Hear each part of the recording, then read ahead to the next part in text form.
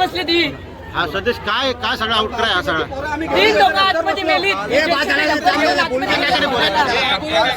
8च्या सुमारास कंपनीमध्ये प्रचंड अशी आग लागली. ते आग लागल्याचं एवढं प्रचंड तिचं स्वरूप होतं की 11 अग्निशमनच्या गाड्या आल्या तरी ती कंट्रोलमध्ये येत नव्हती. आता कदाचित असं आम्हाला वाटतं ही आग लागली का लावली गेली. 8 वाजता कंपनी सुटली आणि 8 वाजून 10 मिनिटांनी कंपनीमध्ये आग लागण्यात आलेली आहे.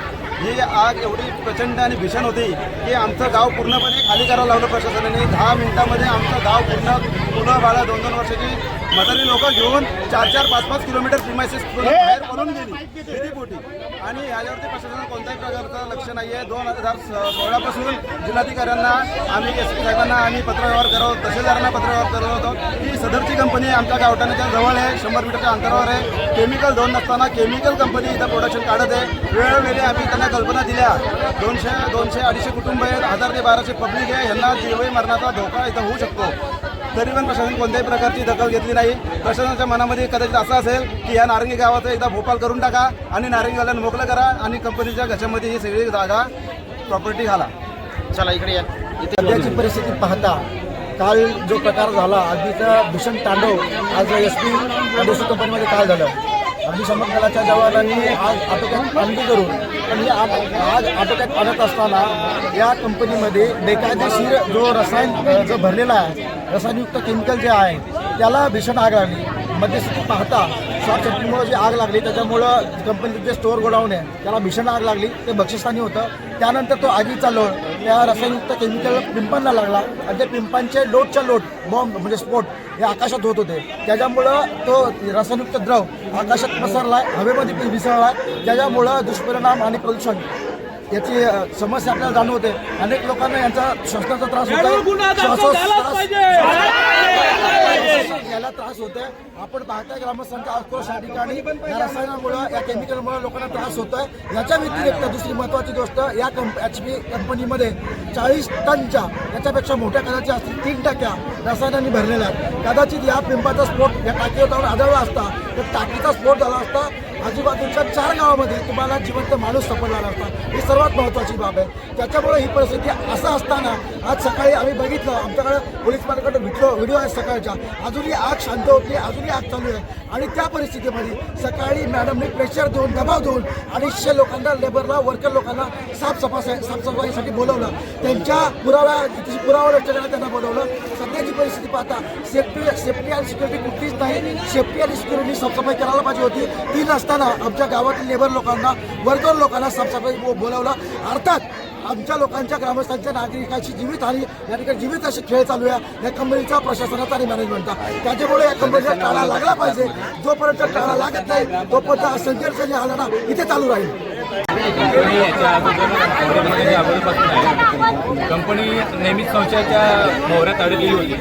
तर आपण माझ्याशी बोलताना थोडं मागे गेटकडे लक्ष घाला तर तुम्ही जो वाढीव गेट आहे तो रस्त्याला खेटून आहे. मुख्य रस्ता जी आहे आपला जो PWDचा रस्ता सुटून सुद्धा त्यांनी ते जुमानला नाही आहे आणि कायद्याला आटा मारून त्यांनी आता गेट वाढवलेलं आहे.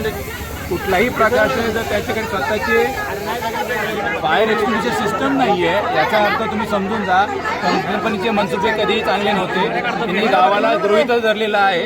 आणि आज एवढा मोठा केमिकल प्लांटचा ब्लास्ट झाल्यानंतर सुद्धा तिथं दुसऱ्या दिवशीपर्यंत सुद्धा त्याला साफसफाईला घेत असेल तर माझ्यामध्ये हे जमाचं आमच्या नागरिकांना धोकादायक आहे, आमच्या भविष्यासाठी धोकादायक आहे. आणि काल पूर्णपणे गॅस जोडलेला होता. या सेकंडवर सुद्धा स्वतःच्या अधिकारी होतात. निग्लिजन्स झालेलं आहे, इंटेन्शन झालेलं आहे. इथं कदाचित बळी सुद्धा गेलेल्याची शक्यता आपण नाकारू शकतो. कंपनी काही कुठली NOC घेत नाही, कुठले घेतले पेपर गव्हर्नमेंटचे काही दाखवत नाही.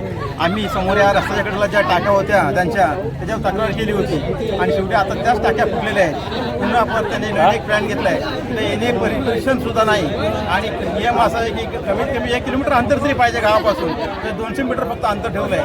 ती जागा हे होती ग्रीन झोन असताना सुद्धा की तिथे प्लांट टाकलेला आहे आणि तिथे एक मोठी एवढी टाकी टाकलेली आहे की संपूर्ण ह्या 2 किलोमीटरचा परिसर घेईल, 5-6 गावं घेईल अशी परिस्थिती टाकी बंद केली पाहिजे. आणि आता 45 लोकांचा जवळजवळ विकत घेतलेला आहे. आता सर्व मॅनेजमेंट बरोबर सरपंच उपसरपंच सगळे बसलेले आहेत. तर याचा सगळा बंद झाला पाहिजे आणि कंपनी कशी बंद होईल ह्या लोकांना इथे खूप त्रास होतो इथे. आणि कालची अशी परिस्थिती की लोक एवढी भयभीत झाली होती, सगळं गाव घर सोडून बाहेर गेली होती. तर कोणी प्रशासन कोणी काही बघितलं नाही आणि डिपार्टमेंटचे लोक त्याचीच बाजू घेतात. तर आम्हाला गावकऱ्यांना असं म्हणणं आहे की कंपनी बंद व्हायला पाहिजे, कारण यामध्ये 2 ते 5% फक्त लोक घेतली आहेत, बाकी सगळी बाहेरची परप्रांतीय आहेत. तर यासाठी आम्हाला ती कंपनी नको आहे. दुसरा प्लॅन असेल तर ठीक आहे. दादागिरी अशी आहे की कंपनी जर काल आग लागून सुद्धा काल कोण मेलं असेल त्याची जिम्मेदारी कोण घेणार आणि काल कोण मेलं असेल तर आम्हाला काय माहिती. तरी पण त्यांनी तरी देखील त्यांनी 250 लेबर आज कामाला घेतलेले आहेत. ही त्यांची दादागिरी आहे. आणि आज आमचे सरपंच उपसरपंच आज इथं आमच्या जवळ नाहीये. आज एवढा गावाचा त्रास होऊन सुद्धा उपसरपंच कंपनीत आहे. या गोष्टीचं हे कोण घेणार आहे. ग्रामस्थांना अलर्ट नाही केलं. काल आम्ही 2-2 महिन्याची लेकरं घेऊन पळालेलो आहेत. आमचे आदिवासी मित्र बांधव लोक रानात पळालेली आहेत 2-2 महिन्याची लेकरं घेऊन. ग्रामपंचायतची पूर्ण कमिटी गावात कोणत्याही ग्रामस्थांना सतर्क करण्यासाठी आले नाही. त्याच्याहून किंबहुना सकाळी 8 वाजता सरपंच उपसरपंच आणि ग्रामपंचायतचे वेगळे सदस्य आज त्या कंपनीमध्ये सकाळी 8 वाजता कंपनीचं निरीक्षण करण्यासाठी आतमध्ये आले. त्यांना गावाची काळजी नाही, नागरिकांची काळजी नाही. नागरिक मेले तरी चालतील पण ते फक्त कंपनीचे. मला एवढाच मुद्दा समोर येतो, ग्रामपंचायतचे सरपंच आणि उपसरपंच आणि सदस्य हे गावासाठी आहेत तर कंपनीचे लाचार कुत्रे आहेत. हा सर्वात महत्वाचा मुद्दा आहे. काल आम्ही या ठिकाणी आग लागली तेव्हा गावातली तरुण मंडळी इथे कंपनीतले वर्कर बाहेर काढायला आलो. तर या कंपनीतले हे जे सिक्युरिटी गार्ड आहेत त्यांची दादागिरी आमच्यावर एवढी तर ते आमच्यावर आवाज चढवत इथे बाहेर आले. आम्ही उलट ज्या महिला वगैरे इथे जमा राहिलेल्या त्यांना बाहेर काढत होतो तर ते आमच्यावर दमदाटी करत होते. आणि आम्ही त्यांना प्रत्युत्तर केला तर ज्या कंपनीचे सपोर्ट करतात ज्या महिला आहेत त्या आमच्या अंगावर धावून आल्या आणि आम्हाला आम्हाला दमदाटी करत होत्या. आडवे टाकून गुन्हे दाखल करण्याचा प्रयत्न. आणि हा या कंपनीचा नेहमीचा अजेंडा आहे. कुणी जर या कंपनीचा विरोध करत असेल तर त्यातल्या वर्करांना बोलवून दमदाटी करायची हा या कंपनीचा पहिल्यापासून अजेंडा आहे. याआधी जे प्रकल्प या ठिकाणी जे उभं राहिले हे बंद होण्यासाठी काय